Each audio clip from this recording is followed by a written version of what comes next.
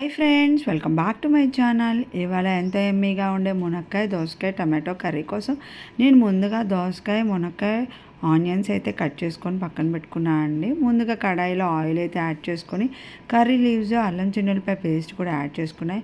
అవి కొంచెం వేగేటప్పుడు ఈ పీసెస్ అన్నీ అయితే నేను అందులో ప్లేస్ చేసుకొని మొత్తం అయితే బాగా మిక్స్ చేసుకున్నాను. ఇది సిమ్లో పెట్టుకొని మూత పెట్టుకొని మగ్గ పెట్టుకున్నాను.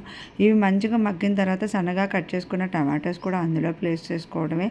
ఈ టమాటోస్ కూడా మనకి బాగా మెత్తగా మగ్గిపోవాలి. ఈ మొత్తం మిక్స్ అయిపోయిన తర్వాత మూత పెట్టుకొని సిమ్లో పెట్టుకొని మళ్ళీ మగ్గ పెట్టుకోవాలి. చూడండి ఎంత బాగా మగ్గిపోయిందో. ఇంత బాగా మగ్గిపోయిన తర్వాత మన స్పైస్ లెవెల్స్ తగ్గట్టు ఉప్పు కారం అయితే అడ్జస్ట్ చేసుకొని వేసుకొని ఇది కూడా మొత్తం మిక్స్ చేసిన తర్వాత కొంచెం వాటర్ అయితే యాడ్ చేసుకోవాలి. యాడ్ చేసుకొని మూత పెట్టుకోవడమే. చూడండి ఎంత ఎమ్మీగా ఉందో. ఇలాంటి మంచి వీడియోస్ కావాలంటే నా ఛానల్ని సబ్స్క్రైబ్ చేసుకోండి.